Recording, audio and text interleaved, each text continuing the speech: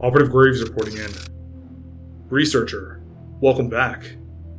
Since our last briefing, Chaos Team Gamma 44, Golgotha, successfully infiltrated the CEN-IEH research facility and secured the second anomaly identified by WraithNet. The operation proceeded flawlessly, with 0 casualties. Gamma 44 is now en route to the final target. The anomaly is an ornate set of bone beads believed to be Sarira, relic remains from the cremation of Gautama Buddha. When possessed by a subject, otherwise fatal trauma or terminal disease does not result in death. Instead, the body destabilizes and enters a brief transcendental metamorphic state, often observed as disintegration into luminous particulate matter, followed by spontaneous reconstruction. The post-event individual displays physiological stabilization alongside newly manifested anomalous capabilities. Effects include heightened perception, enhanced durability, or localized distortions of probability and reality. Expression varies between occurrences. Each activation results in the audible fracture and separation of a single bead from the strand, after which the fragment becomes inert. Subjects may undergo multiple such reincarnative events, with subsequent manifestations increasing in potency. However, longitudinal observation indicates progressive physiological divergence and identity instability following repeated transformations. It remains undetermined whether the subject is surviving these events, or if each metamorphosis represents successive incarnations inheriting the continuity of the prior self. The anomaly is stored in the Mahaparinirvana Temple in Kushinagar, India. Retrieval is expected to be swift and efficient. That's all the updates for today. Please be seated while I access the archive. Today we're covering SCP-582, Object Class, Keter, Special Containment Procedures. Due to the high risk of memetic spread, all information and materials pertaining to the specifics of SCP-582 Delta's containment narrative, manifestation, abilities, and history that has been judged conducive to perpetuation of the meme are to be handled solely by Special Intelligence Team Bump in the Night, Security Chief Special Order 817-2.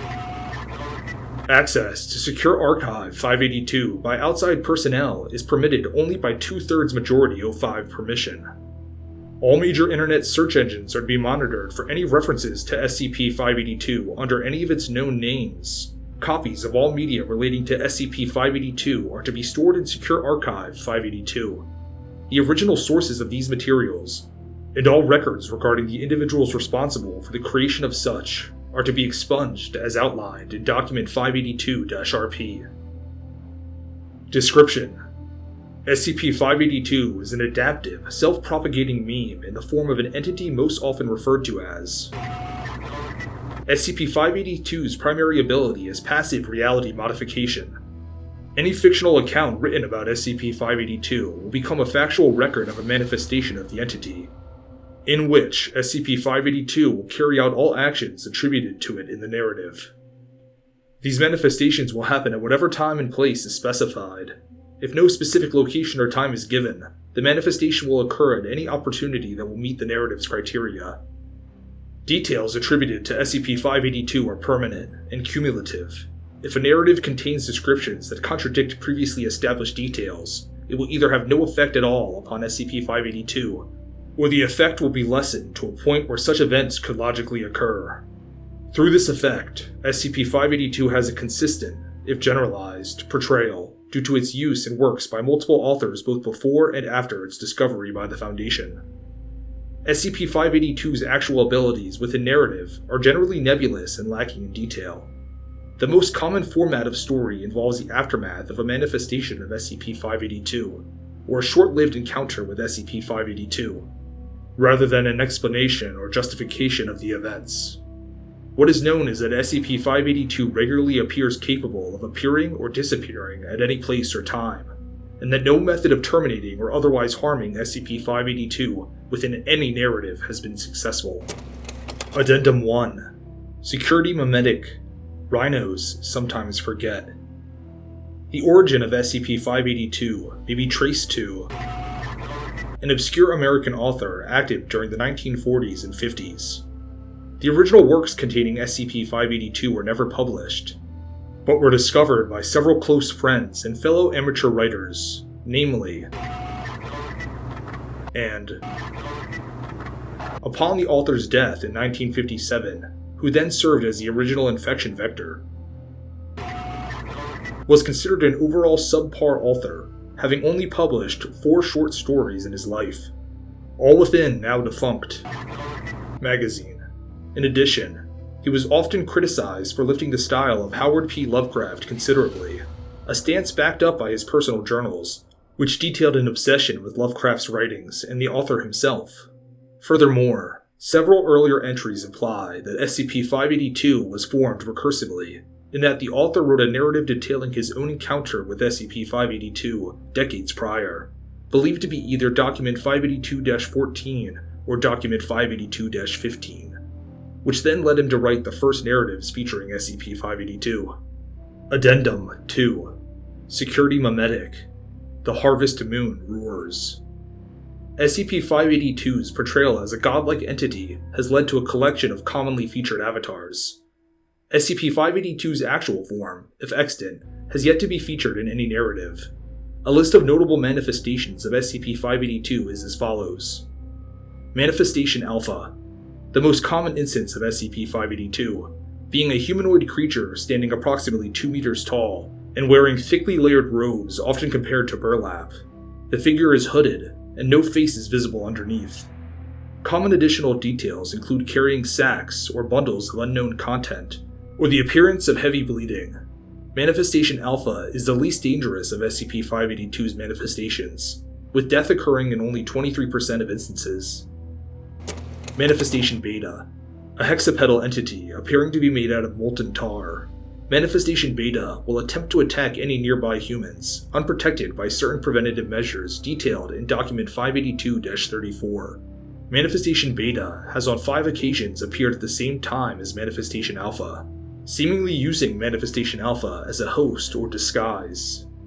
Manifestation Gamma, a manifestation appearing as a 100-meter wide plant-like entity, giving off an intense white light and substantial radiation.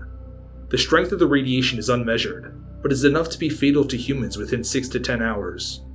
Manifestation Gamma does not appear to take notice of any outside stimuli, and has on one occasion been observed growing out of or feeding off of Manifestation Beta.